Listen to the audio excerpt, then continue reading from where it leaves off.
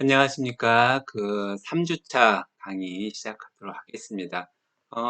이렇게 얼굴도 못 보고 계속 영상만 보내주고 있어가지고, 마음이 좀 편치 않네요. 뭐, 대학원 수업이라는 게 처음에 말한 것처럼 연구를 위해서 하는 거긴 하지만, 그래도 등록금 낸 것이 얼마인데, 그쵸? 예, 어쨌든, 요번 주차에서는 제가 그 연구계획서 작성하는 방법에 대해서 조금 이야기를 하고, 다음 주에는 그, 그 라이브 강의를 좀 하려고 합니다. 아마 이세현 선생님하고 그 라이브 강의를 계속 진행을 하고 있을 텐데, 다음 주에는 그 수요일 날 밤 9시쯤에, 제가 그 전에 유수정 대학원생을 통해 가지고 접속 방법 안내를 해주도록 할게요. 여기 게시판에다 올려놓으면 되겠네.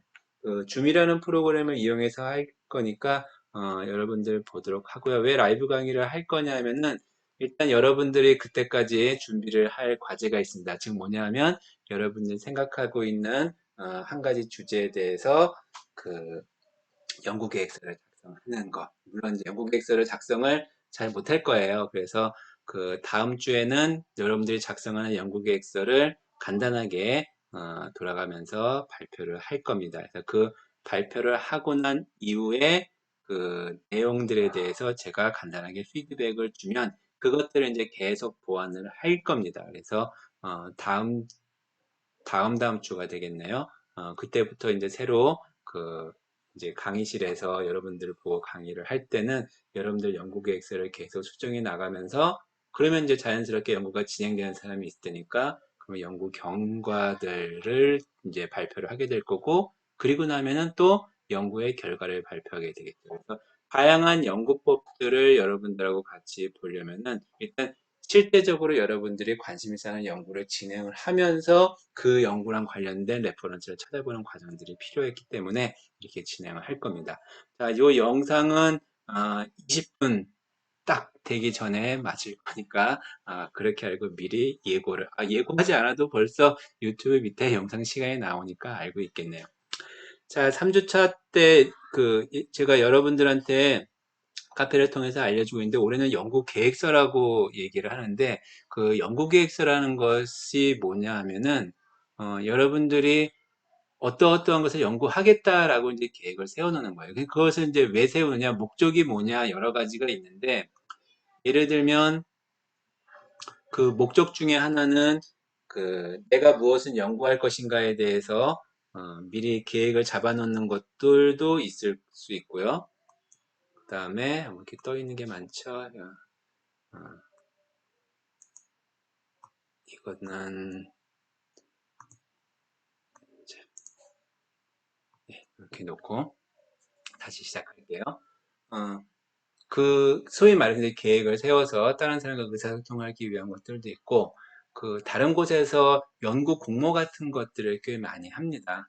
그래서 무엇을 연구하겠다. 그러면 이제 그거를 심사해서, 이건 괜찮으니까 연구비를 지원을 하자라고 이런 식으로 이제 그 연구가 지원을 하게 돼요. 그래서 보통 한국연구재단이라는 곳에서 연구 공모들을 많이 합니다. 여기 보면은 한국연구재단, NRF, KR 여러분들도 현재는 뭐 연구자라고 하기에는 아직은 초심자이기 때문에 이런 경험이 없겠지만 나중에 조금 더 이제 경험이 쌓이고 연구자의 길로 들어서게 되면은 많이 이제 관련을 갖게 되고요. 주로 이제 박사를 받은 이상의 사람들에 대해서 그 지원들이 이루어지는데 옛날에는 석사, 박사들을 하려고 하는 사람들도 지원하는 프로그램이 있었잖아요. 지금 찾아보니까 그거를 계속 못 찾겠네요. 일단은 현재 학문의 후속 세대 양성 사업으로는 박사 후 국내 연수라는 사업이 있습니다. 요거는 뭐냐면 박사를 받은 다음에 우리 포닥이라고 얘기하잖아요.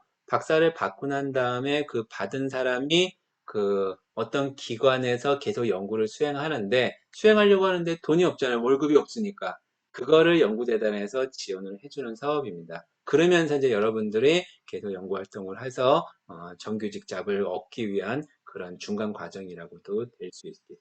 이거 예를 들어서 지금 여러분들한테 보여줄 수 있는 게 많지 않으니까 학문의 후속 세대 사업이라고 해서 박사 국내 연수 옛날에는 해외 박사도 지원을 한 적이 있었는데 박사학위를 취득한 연구자가 국내 연구기관에서 연수할 수 있도록 기회를 제공함으로써 향상을 유도한다. 그래서 예를 들어서 여러분들이 우리 학교에서 박사를 받았어요. 그리고 우리 학교에서 연구실에서 계속 연구를 한다고 쳐도 수입이 없으니까 뭐 이것저것 책도 못 살 거고 뭐 이것저것 안 될 거잖아요. 그런 사람들한테 지원을 해준다는 거죠. 이 지원 같은 경우는 뭐냐면은 예를 들면은 박사 받은 다음에 5년이 경과하지 않았을 때 5년간 연구 업적이 2편 이상이니까 나 2편 있으니까 된다라고 하는 것이 아니라 심사를 해야 되니까 많이 해야죠. 능력이 있는 사람들이 있으니까. 여기 보면은 그 지원 금액이 과제당 34000 1000원 그러니까 3400만 원입니다. 연간 3400만 원이니까 괜찮죠. 그래서 1년 동안 3400만 원을 지원을 받아서 그걸 가지고 연구를 할 수 있는 그런 사업입니다. 그래서 이런 종류의 사업들이 굉장히 많이 있어요. 물론 이거를 여러분들이 그냥 수입으로 잡고 이러는 것이 아니라 연구하는 데 들어가는 비용을 여기서 쓸 수 있다는 거기 때문에 여러분이 생각하는 건 좀 다를 수 있지만 그런데 이거 말고도 제가 구글에서 해외 석박사 지원이라고 그냥 검색을 해봤더니 뭐 예를 들면 이렇게 각 여러 재단들이 많아요. 거기에서 장학 사업들을 하거든요. 일주 학술 문화재단 처음 들어보죠? 저도 처음 들어봐요. 그래서 여기 같은 경우에서 태강그룹이라 해서 하는 건가 봐요. 여기에서 해외 박사과정 입학생을 대상으로 4년 동안 총 12만 달러, 만 달러가 보통 1200만 원이니까 12만 달러면은 약 1억 4천만 원 정도 되겠네요. 그만큼의 돈을 지원하는 프로그램입니다. 그러면 이런 지원들은 어떻게 해주냐? 마감이지만 한번 볼까요? 온라인 지원서를 제출하는데 여기 당연히 입학 허가서가 있어야 되고 성적증명서, 졸업증명서 여기에는 그 대표 논문 연구 실적 증빙 자료 그 다음에 여기는 연구 계획서는 없네요. 다른 곳에서는 예를 들어 아까 연구재단 같은 경우에서는 그 당연히 무슨 연구를 하겠다라고 하는 연구 계획서들이 그 작성을 하도록 되어 있습니다. 그래서 여기 보면은 신청 요강 공고, 박사 후 신청 요강, 연구 계획서 작성 서식 요거를 보고 얘기를 하도록 하겠습니다. 자, 연구 계획서가 그 사업들마다 조금씩 다르긴 하는데 대부분 좀 비슷해요. 연구 요약이니까 생각하면 되죠. 연구의 필요성 및 목적, 연구의 내용 및 방법, 연구 결과의 기대효과 및 활용 방안, 일정, 뭐 이런 것들이 담겨서 마지막 참고문헌. 그래서 연구의 필요성 목적은 왜 이거 하려고 해야 되냐? 거기다가 이제 그 선행 연구들이 조금 들어가겠죠. 이건 이제 말 그대로 무엇을 연구를 해야 되겠다. 요 내용도 약간은 그 선행 연구들을 바탕을 두고 내용이 진행이 되고 좀 더 구체적으로 자세하게 나오기도 하는데 여기는 뭐 그런 얘기들은 없네요. 그래서 요 내용을 여기에는 어떻게 돼 있냐면은 몇 쪽이라고 돼 있냐면은 A4 용지 15쪽 이내로 작성하라고 되어 있죠. 그 마지막에 여기에 들어있는 기대 활용 방안, 추진 일정, 적합성, 참고문헌 제안. 그러니까 요거는 보통 한 각각의 한 쪽이 채 안 돼요. 그리고 세 개 합쳐서 한 두 쪽이라고 생각해 주면은 나머지 요거 한 쪽이라고 생각하면은 요거를 한 12쪽, 필요성 목적과 내용 방법을 한 12쪽 정도 써야 된다는 것을 의미합니다. 물론 양이 많다고 해서 뭐 그 꼭 힘들다 뭐 이런 거는 아니고 어쨌든 이 내용들이 얼마나 참신하고 발전 가능성이 있고 학문의 그 발전에 도움이 되고 뭐 이런 것들을 종합적으로 고려해서 평가를 하는데 그 여러분들이 뭐꼭 이런 거를 지원하는 건 아니지만 앞으로 어떤 것을 연구하겠다라고 하는 그 계획서를 이제 작성을 해야 됩니다. 자, 그 계획서 작성하는 거에 샘플을 제가 작성했던 것 중에 하나를 올려서 여러분들한테 보여주도록 할게요. 자, 그에 앞서서 이제 연구를 하려고 그러면 뭘 연구할 것인가를 정해야겠죠. 그 정하는 것이 사실은 많은 논문을 읽고 찾으면서 정해지겠지만 어쨌든 그 뭔가 하나를 일단 임시로 정해 보세요. 영국에서 작성하고 나서 그 다음에 다시 수정하는 작업들을 거칠 거니까. 근데 여러분들 그 제출했던 내용들을 잠깐 보면요. 형식들이 다 다르죠. 물론 형식은 자기에 맞춰주면 돼요. 근데 이 그 논문 리뷰를 작성을 하는 이유에 대해서 여러분들이 봐야 되는데, 지금 보면은 유수정 학생 거네요. 제목 쓰고 서론 요약하고 연구 방법 요약하고 결과 뭐 이런 식으로 작성을 했습니다. 대부분 다 그렇게 작성을 했을 거예요. 여기도 고연아 학생은 이렇게 표를 이용해서 저자, 출처, 목적, 방법, 내용, 결론 이렇게 됐어요. 다른 사람도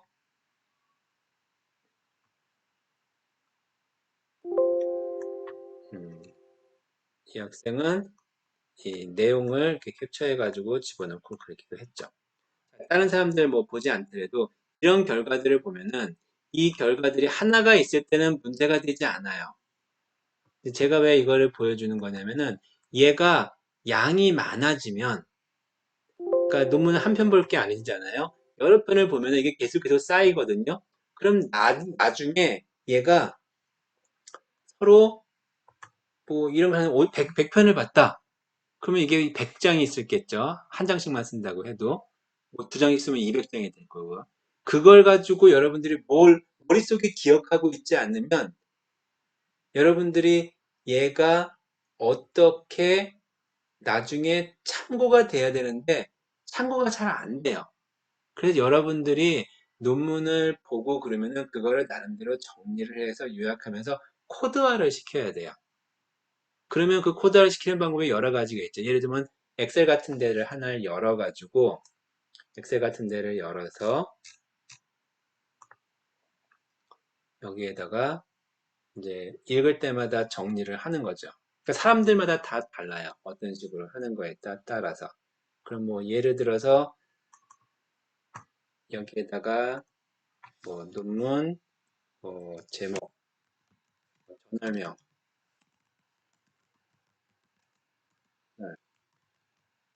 타이틀, 그 다음에 저자, 그 다음에 또 뭐가 있을까요? 저 주제어, 주제는 그 키워드는 1. 우와,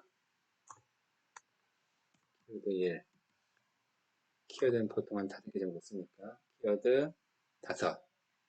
그 다음에 뭐 연구 방법을 나중에 연구 방법을 분류를 해야죠. 질적 연구 방법을 사용했냐, 약적 연구 방법을 사용했냐. 그러면 여기서 뭐 면접을 했냐, 면담을 했냐, 설문을 했냐, 뭐 이런 어떤 연구 방법들을 나름대로 여러분들이 분류를 하고 코드화를 그 분류표를 나름대로 만들어서 이렇게 해주면 이게 되죠. 뭐 주제, 범주 나름대로 잡을 수가 있지. 이게 뭐 탐구냐, 뭐 교육과정이냐, 교과서냐, 뭐 그런 식으로 할 수 있겠죠. 이런 식으로 여러분들이 뭐 나름대로 정리, 뭐 예를 들면은 뭐 이번 시간 여기에 계제녀를 삽입 계제 그다음에 뭐 내 나름대로 봤을 때 뭐 중요도 관련도 뭐 이런 것들 나름대로 정리해서 쫙 정리를 해주면 나중에 뭐 예를 들어서 키워드 중에서 탐구랑 관련된 걸 찾고 싶다. 그럼 뭐 찾을 수 있을 거고요. 이런 식으로 정리를 할 수 있을 거예요. 이런 식으로 정리하는 거를 나름대로 뭔가 좀 프로그램에서 해줬으면 좋겠다라고 생각할 수 있겠죠. 그런데 사용하는 것들로 예를 들어서 그 엔드노트라는 프로그램을 쓰기도 합니다. 예를 들면 어디 갔어? 저도 뭐 이거 사실 자주 쓰지는 않는데 이런 프로그램에서 나름대로 이제 그룹을 만들어서 이렇게 정리를 해요. 그럼 이제 나중에 이게 정리된 거를 가지고 그 우리 참고문은 나중에 적죠. 그 특정한 형식을 쓰면은 이와 같이 자동으로 입력이 되기도 합니다. 그 MS 워드 같은 데서는 연계해가지고 하는 그런 방식들이 있어요. 지금 시간이 많이 없으니까 이건 나중에 기회가 되면 말씀을 드리도록 하겠습니다. 자, 이런 정리하는 거에 대해서 봐서 이제 잠깐 말씀을 드렸고요.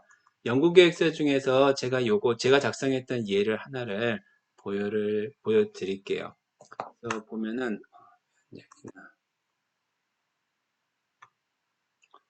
보여드리면, 뭐 이거 첫 장은 이 사업과 관련된 거니까 이건 이제 필요 없는 거죠. 거고, 뭐 이거 목차도 필요 없고요. 바로 그냥 요약도 필요 없고요. 연구 내용으로 바로 들어갈 거니까 연구의 필요성 및 목적. 그럼 필요성과 창의성, 여러분들 이것도 필요 없을 것 같아요. 그러면 이거는 선행 연구와의 비교, 연구의 필요성, 그 다음에 연구의 필요성인 목적 쓰고 1, 2, 선행 연구 리뷰, 그 다음에 이게 3, 연구 내용 및 방법.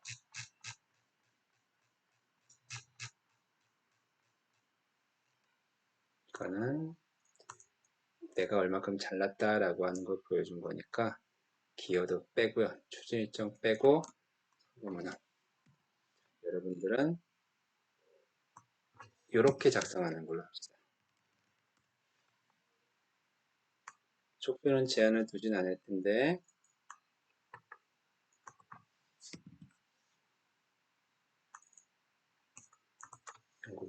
제목이 있네요. 제목이 뭐였지? 이게 수정 연구계획서 예시 넣고